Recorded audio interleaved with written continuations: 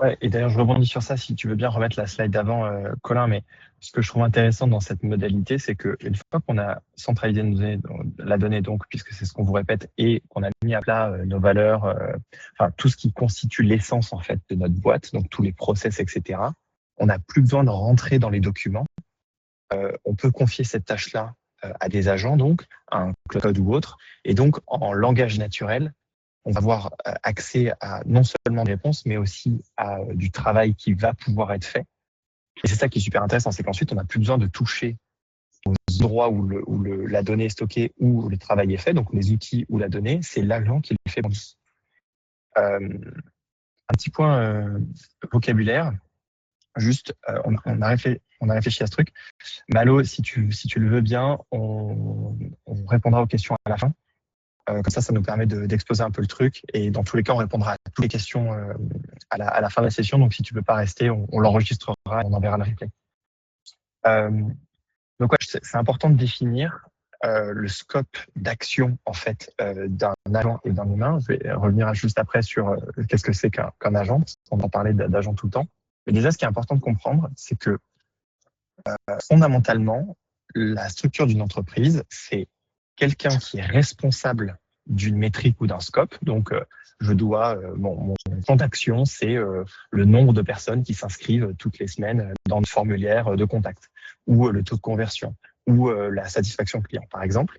Et il faut que, à chaque fois, c'est un humain, un vrai humain comme vous et moi, qui est responsable de ce scope-là. Et derrière, ces humains peuvent utiliser des contributeurs pour mener à bien leur mission.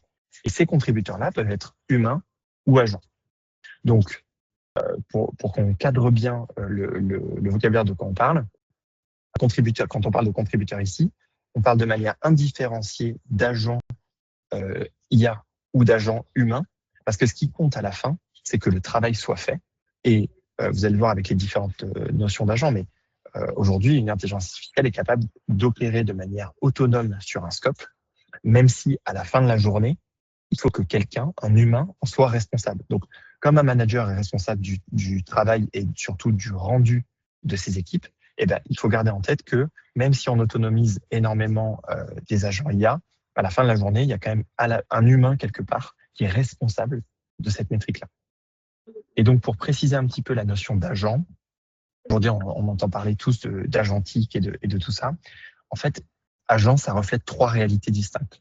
La première réalité, c'est l'agent collaboratif que vous connaissez tous et toutes sûrement, avec lesquels vous interagissez. Donc, ChatGPT, Claude Code, etc. Ça, c'est vraiment votre assistant, quoi. Donc, vous l'utilisez pour effectuer des tâches en direct, pour aller chercher de l'information. Donc, une fois que c'est connecté à votre base, par exemple, de données, vous allez pouvoir lui demander d'aller interagir avec des outils ou de la donnée. Et c'est piloté en one-one, donc c'est vous et cet agent qui, ensemble, font des tâches. Donc, c'est vraiment cette idée d'assistant. Et c'est là où 90% peut-être des gens en sont aujourd'hui. La deuxième notion d'agent, c'est un agent qui est autonome. Et ça, tout de suite, c'est un petit peu plus intéressant en termes de capacité.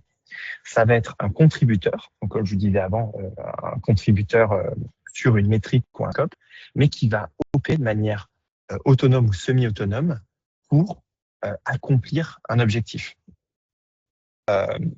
Un exemple de ça, c'est on va confier à un agent dont on va vous faire la démo juste après, par exemple, mais une métrique, donc par exemple augmente le taux de conversion dans un call center, et on va lui donner accès à la donnée, le contexte et les outils. Et de lui-même, l'agent va être en mesure de prendre des actions. Donc, par exemple, faire évoluer le script d'appel pour ce call center sur la semaine suivante, voir comment le taux de conversion évolue en fonction du nouveau script.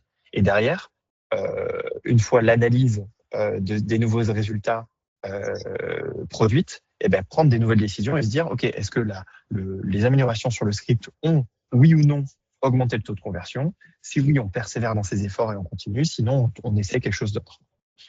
Donc ça reflète une autre réalité de travail qui est passionnante, qui est l'agent autonome, qui tourne tout seul sur un scope. La dernière chose qu'un agent revêt, la dernière facette, c'est un agent central. Vous avez sûrement entendu parler d'OpenClaw, par exemple.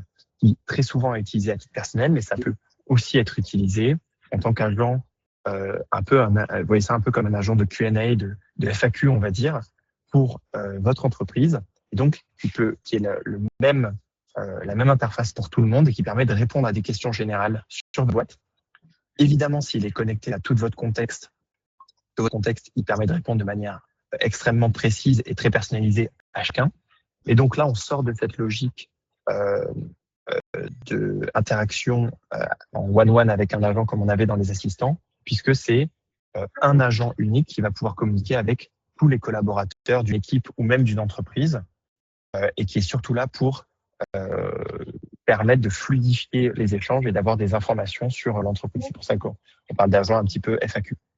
Donc, vous voyez que l'agent définit en fait plusieurs types de réalités qu'il est important de saisir, quoi.